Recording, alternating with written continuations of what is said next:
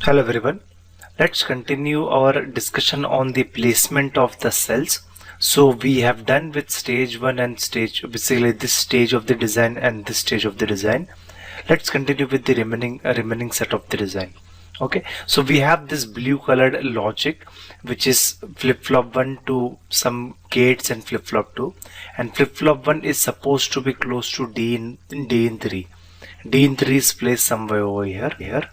Okay, and flip-flop 2 is placed close to D out 3 and D out 3 is placed over here. Okay, so let's do that. What we'll do is, since we know that there is a huge distance, or there's a huge gap between D in 3 and D out 3, unlike we had D in 1 and D out 1 which was placed on the same lines. In this case it's like it's completely diagonally opposite to it. So let's see what we can do. Okay, so we have this flip-flop 1 which will be placing close to D in 3. We have the flip-flop 2 which we are placing close to D out 3, and the logic at some intermediate distances. Okay, so now what to do with this particular huge distance and all, we'll come to that point in some time from now. But let's now just place it something like this, so that the logic is placed diagonally. The output flop is close to the output port, the input flop is close to the input port. Let's do it in this way for now, and we'll see what can we do.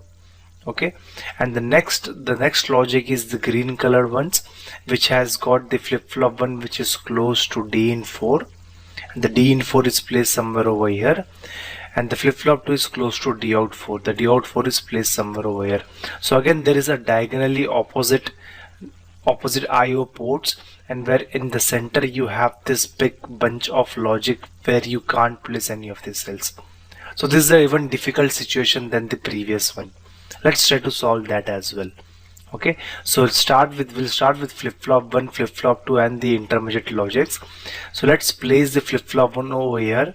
Though it seems to be a bit at a far distance from D in 4, we'll see what can we do about this distance. Okay, flip-flop 1 to 1 is at this distance, 1 to 2 is still at a higher distance, 2 to flip-flop 2 is still okay, and flip-flop 2 to D out 4 is still okay. Okay, so the logic starts from here, it goes all the way around this thing and comes over here. So this is a bit bigger problem for us to solve. So now that we have done with the placement, now let's try to solve the problems that we just discussed, the problems of this particular distance. And that problem, the solution to that problem is referred to as optimized placement. Okay, so what does optimized placement does? So now what we'll do is we'll do some estimations. Okay, and the estimations is that we'll estimate what will be the, we'll take an example of from let's say flip-flop 1 to D in 2. Yeah, flip-flop 1 to D in 2. Let's take this example. We will estimate the wire. In reality there will be some wires, there will be a wire which will be going from this way, something like this, and connecting to this flip-flop 1. Okay, so before even going into the wiring stage, before even routing the design, what we'll do is we'll try to estimate the capacitances.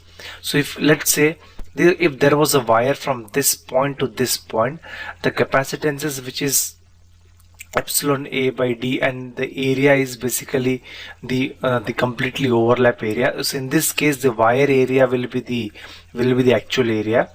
So if you look into the capacitances from this point to this point, that is very huge, because it's a huge length of wire, and in fact even the resistance, which is R is equal to rho L by A, since because you have a huge length, there will be huge resistance from D into to flip-flop 1. Okay, and what does that will do? So in general, if you see, if there is a person who is standing over here and there is a person who is standing over here, and if this person sends a signal or this person shouts, it will be very difficult for this person to listen to D in 2 because of this huge distance. Okay, in other words, what we can do is in a very simple solution, what we can do is we can place some person over here, we can place somebody over here, this person shouts to this person again shouts to flip-flop 1. But again, there is some amount of distance, there will be loss of data. So what we'll do is we'll place we'll place somebody over here as well. So this person now sends a signal to this person, this one sends to this one, and this one sends to flip-flop 1. So whatever has been told by D in 2 is now being successfully retained and sent to flip-flop 1. This is called signal integrity. Okay, to maintain the signal integrity, we need someone at the intermediate steps who will reproduce what this guy is trying to say. And that's what basically comes the concept of repeaters. So repeaters are basically buffers that will recondition your original signal, make a new signal, and which replicates the original signal and send it again. Okay, this repeater will again reproduce its original signal and create a new signal and send it to the following stage. In that way, the signal integrity is maintained.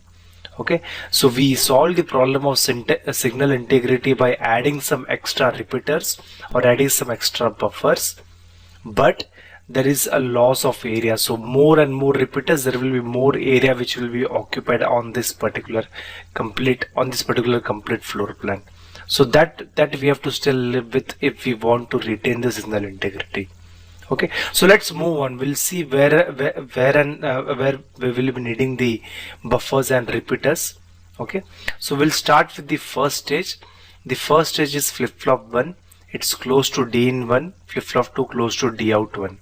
Okay, so assuming that there is a person who is sitting over here, and assuming the listener is sitting over here, this is the sender and this is the receiver. So this signal port sends some signal, and it has to cross a distance which is quite decent enough to cross. Okay, so whatever this sender sends, the flip-flop 1 is able to receive without any deterioration. So signal integrity is maintained between the input port and the flip-flop 1 input pin. Okay, next from flip-flop 1 to 1, this distance also seems to be very okay. And let's say if we do all these calculations, we estimate the wire length, whatever we just talked about signal integrity, that is based upon some wire length estimation and calculation. So based on the estimation of what will be the wire length, there is some capacitance calculation, and based on the capacitance calculation, there is a waveform that gets created, and that waveform the transition of that waveform should be in a permissible range. So that's how we calculate, that's how we decide whether the signal will reach from this point to this point. So this thing, whatever we talked, will be covered in a timing analysis section, which is coming just after this section. Okay, where we will be talking about transition analysis, data slew analysis. Okay, we'll talk about that. So basically, the slew is basically dependent upon the value of the capacitor. The higher the value of the capacitor, the amount of charge required to charge the capacitor will be high, and the slew will be even bad. So based on that, we estimate whether the signal will be able to reproduce correctly in the receiver stage. So based on those analysis, which we'll be doing in the upcoming videos, we decide that the distance between flip-flop 1 and 1 is reasonable enough. Now we see the distance between 1 and 2, and we see that it's reasonable enough. So this becomes the sender, this becomes the receiver, and the signal integrity is being maintained. Okay, now let's say 2 is the sender, flip-flop 2 is the receiver, and again the signal integrity is maintained, and we don't need any repeaters in between these two logic gates. Similarly, we go from flip-flop 2 to D out 1, and we see that okay, there is a reasonable amount of distance maintained between flip-flop 2 and D out 1. The capacitance is sufficient enough for the signal to maintain its integrity, and hence there is no need of repeaters. Okay, let's look into a second stage. Let's look into the stage of flip-flop 1, the yellow colored flip-flop 1. In this case, what you see is the D in 2 is placed at a far distance from flip-flop 1. Okay, and based on the capacitances, based on the estimated wire length and capacitances, we come up with some value saying that the slew is basically a transition.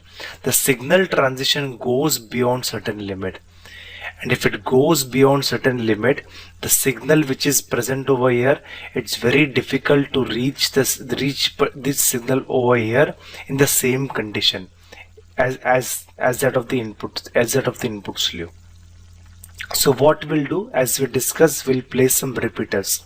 So we estimate that this wire length is huge enough, we estimate the capacitance is huge, and therefore we need to break this particular huge length, and we break them using some repeaters. So we added the first repeater. Okay, so the signal which is present over here will be sent to this, now this will be your sender, this will be your receiver. Initially this was the sender and this was the receiver. So now this is the sender, this is the receiver. You send the signal from D into it gets received by the buffer. The buffer again reproduces it and sends it to the next buffer. This next buffer again reproduces it and sends it to the flip-flop. So in this way, now the long distance has been cut down to shorter distances, and now whatever D into is sending, the flip-flop 1 will be receiving it in a proper integrated manner without any deterioration, with the help of this particular repeaters or buffers. Okay, so that's the job of the buffers. And if you go on to the further logic, it seems that there is absolutely zero delay between, or very negligible delay between flip-flop 1 to 1 to 1 and flip-flop 2 and D out 2. So we don't need any buffers or any repeaters in this stage. Okay, so in this way what we'll do, we try to maintain the signal integrity, and we have still 2 stages to go. So what we'll do is, since I'm already running out of time, we'll try to optimize the placement for the remaining flops, and try to come up with some ways of how to optimize it with the help of some minimum amount of repeaters. So let's try to do all this in the next video. Thank you.